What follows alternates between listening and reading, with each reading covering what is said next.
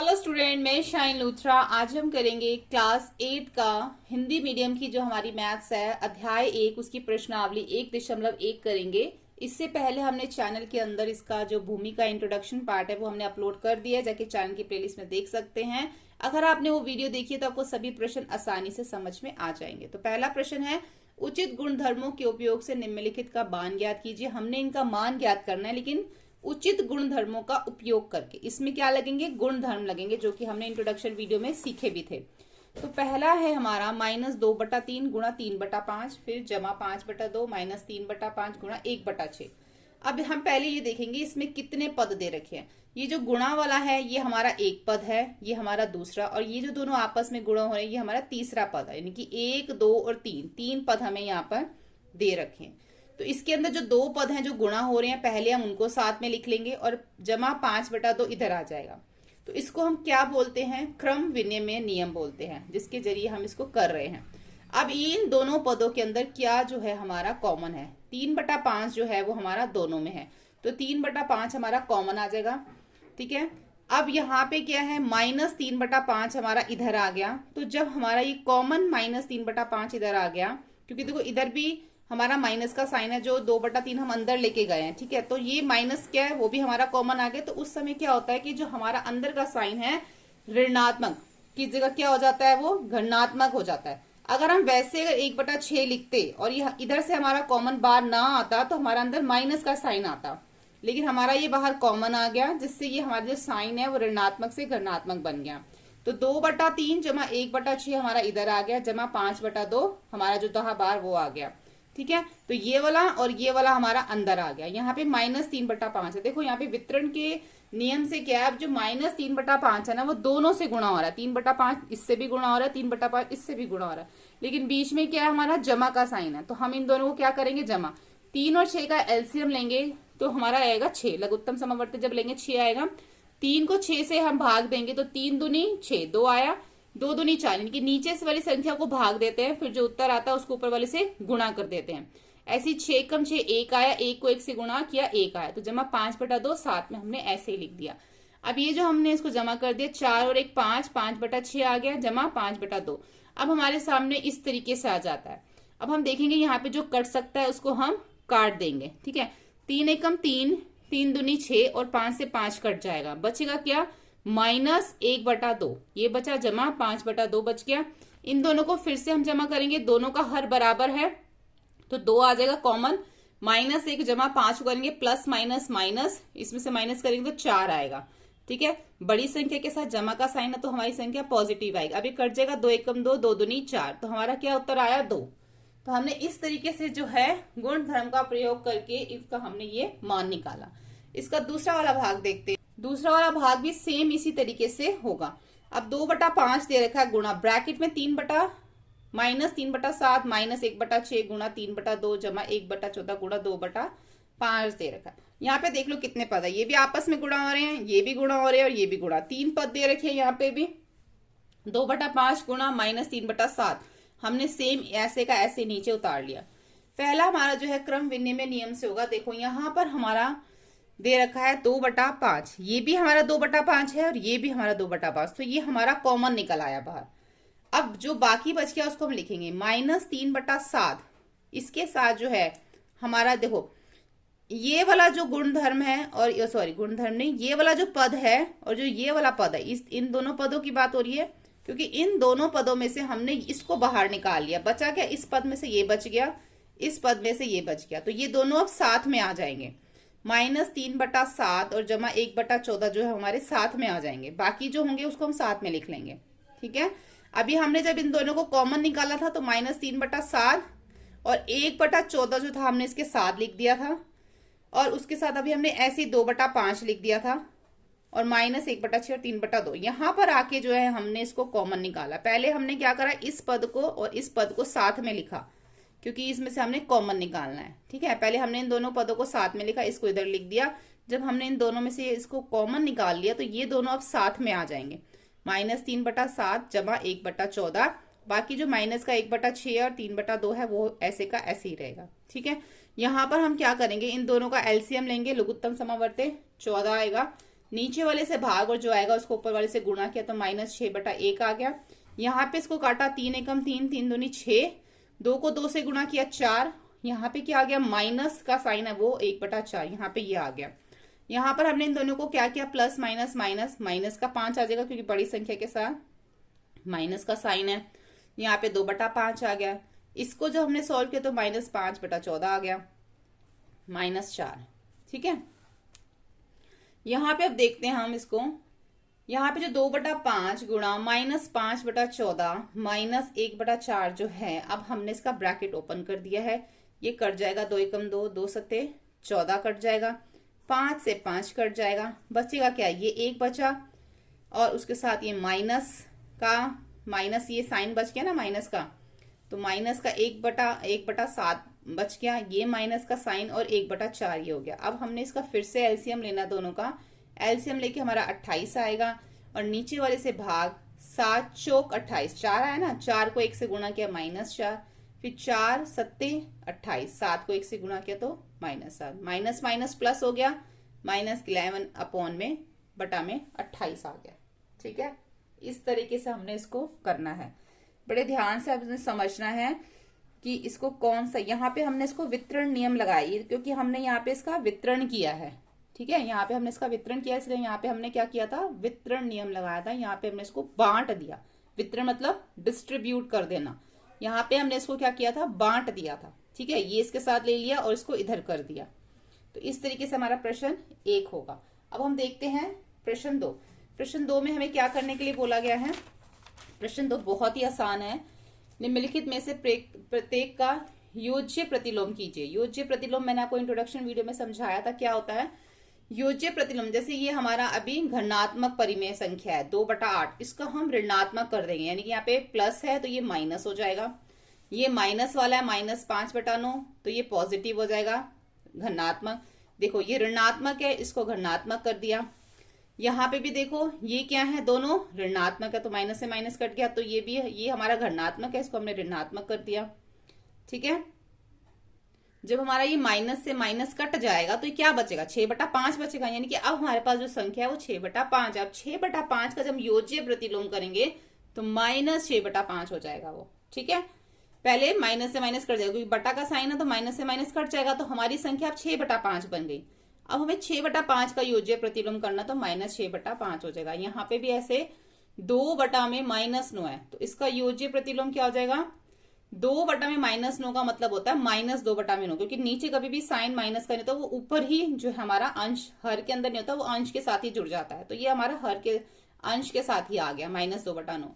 अब हम -2/9 का योज्य प्रतिलोम करते हैं तो वो हमारा 2/9 होगा, यहाँ पे माइनस का यहाँ पॉजिटिव हो जाएगा। ठीक है, आगे देखते हैं इसका 5वां। इसमें 5वें में भी देखो ऐसी है, नीचे ना माइनस का साइन अभी हर में, तो ये हमारा अंश में चला जाता है, -19/6। अब -19/6 का योज्य प्रतिलोम करें तो 19/6 आएगा। ठीक है, प्रश्न 3 देखते हैं। प्रश्न 3 में हमें क्या बोला गया है। प्रश्न 3 में हमें x का जो मान है 11/15 रखना है। ठीक है, पहले वाले में। दूसरे वाले में हमें रखना है -13/17 के लिए सत्यापित कीजिए, माइनस फिर ब्रैकेट में माइनस। देखो एक हमारा जो है यहाँ पे जो हमें पहला दे रखा है, यहाँ पे हमें 2 साइड दे रखी है, एक हमारी है लेफ्ट हैंड साइड और दूसरी राइट हैंड साइड। इसी को पहले वाले भाग में रखेंगे, फिर इसी के साथ हम दूसरे वाले भाग से करेंगे। तो पहला हमारा माइनस फिर ब्रैकेट -x बराबर x, तो हमने इसको यहाँ लिख दिया माइनस ब्रैकेट में -x और यहाँ पे भी x लिख दिया हमने। अब ये क्या, देखो यहाँ पे हमने x का मान क्या रखना है 11/15, हमने वो लिख दिया यहाँ पे भी x का 11/15। ये माइनस माइनस क्या हो जाएंगे, प्लस हो जाएंगे, तो क्या बन गया हमारा 11/15। इधर भी क्या बन गया 11/15, तो हमारा दोनों बराबर हो गए ना। तो हमें बताना था, हमने इसको क्या करना था, सत्यापित करना था, और ये हमारे सत्यापित करने से दोनों बराबर आ गए। अब हम दूसरी बार जब इसको रखेंगे, अब हम x का मान -13/17 रखेंगे। तो जब दूसरी बार हमने लेफ्ट हैंड साइड और राइट हैंड साइड ली, तो अब हम इसकी जगह जो है -13/17 लिखेंगे। हमारा एक माइनस का चिन्ह, ये एक माइनस का चिन्ह जो हमें इन्होंने x के साथ दे रखा है, एक माइनस का चिन्ह वो है जो हमें इन्होंने ऊपर दे रखा था -13/17, तो उसको हम इस तरीके से लिखेंगे। यहाँ पे x क्या है -13/17, यहाँ पे जो माइनस माइनस क्या हो जाएंगे आपस में प्लस हो जाएंगे, यानी कि हमारा बन जाएगा 13/17। ठीक है, ये माइनस का साइन तो बाहर है। यहाँ पे भी -13/17। अब माइनस और अंदर क्या है हमारा प्लस, जब कोई भी साइन तो प्लस होता है ना, ये माइनस माइनस प्लस था, तो प्लस माइनस माइनस हो जाएगा, तो -13/17 और इधर भी -13/17 हो गया। तो दोनों एक बराबर हो गए, यही हमें इक्वल इसमें करना था।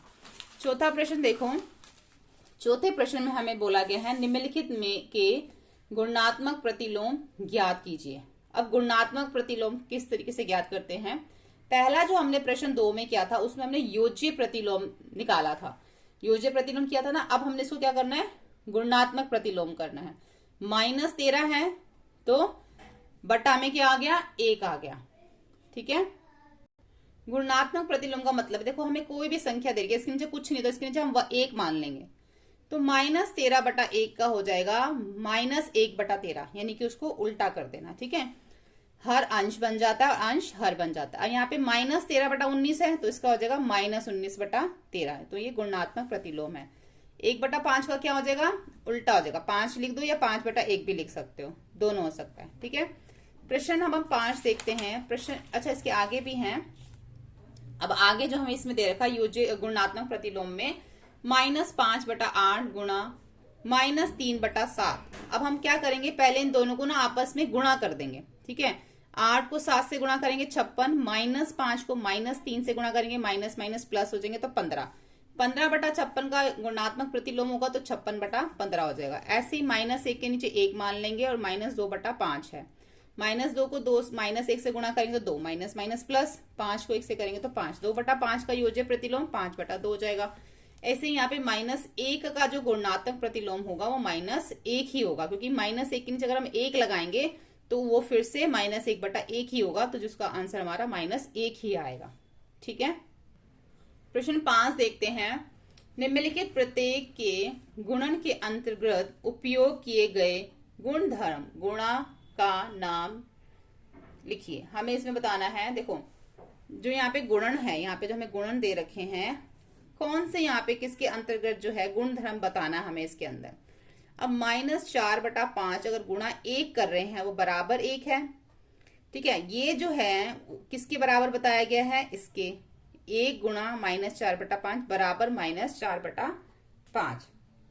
ठीक है, तो इसके अंदर जो हमारा कौन सा जो है गुण धर्म का हमें नाम बताना है। इसमें एक जो है, देखो इसको जब हमने इससे गुणा किया तो ये हमारा इसके बराबर है। देखो 1 गुणा -4/, जब हम इसको इससे गुणा करेंगे तो फिर से हमारा -4/5 ही आएगा, यानी कि 1 से गुणा करने पे हमारी वही संख्या आती है, जैसे कि आपको मैंने इंट्रोडक्शन वीडियो में समझाया था कि जब हम 1 से गुणा करते हैं तो हमारी फिर से वही संख्या आ जाती है।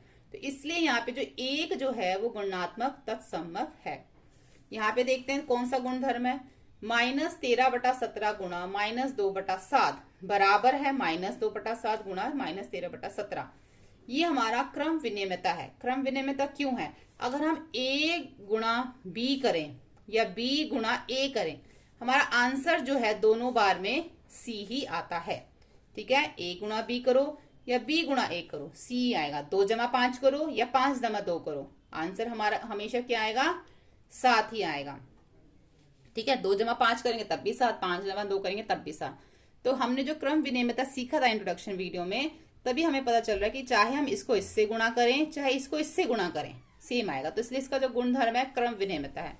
ऐसे इसमें चाहे -19/29 हो या 29 यहाँ पे ये क्या कर रखा है, -19/29 का गुणात्मक प्रतिलोम कर दिया, 29/-19 कर दिया, यानी कि इसका उल्टा कर दिया, अंश को हर बना दिया, हर को अंश। अगर अब हम इसको काटे तो हमारा 1 आएगा, जब सारे कट जाएंगे तो हमारा क्या बचेगा, 1 बचेगा।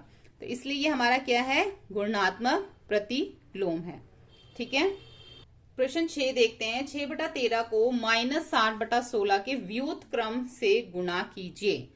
अब व्युत्क्रम क्या होता है हमारा, उसको जो हम अंश को हर और हर को अंश बनाते हैं वो हमारा क्या है, व्युत्क्रम में आता है, वो हमारा गुणात्मक प्रतिलोम में भी आ जाता है। तो -7/16 का जो व्युत्क्रम है वो हो जाता है हमारा -16/7।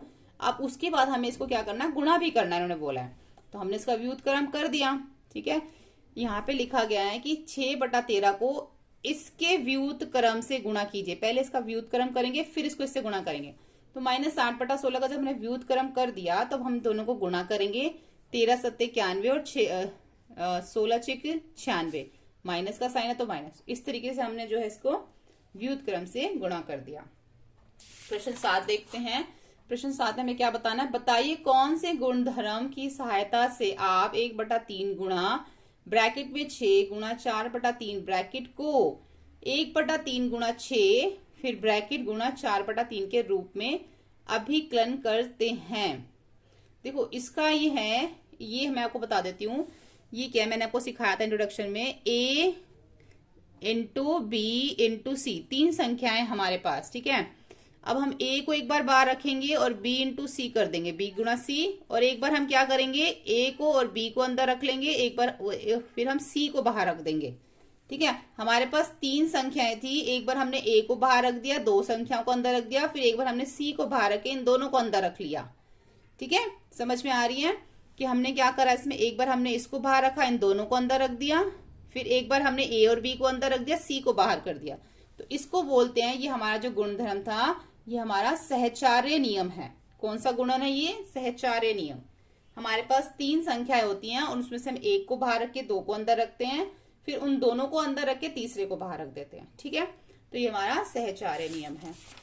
प्रश्न 8 देखते हैं, क्या -1 1/8 का गुणात्मक प्रतिलोम 8/9 है? क्यों?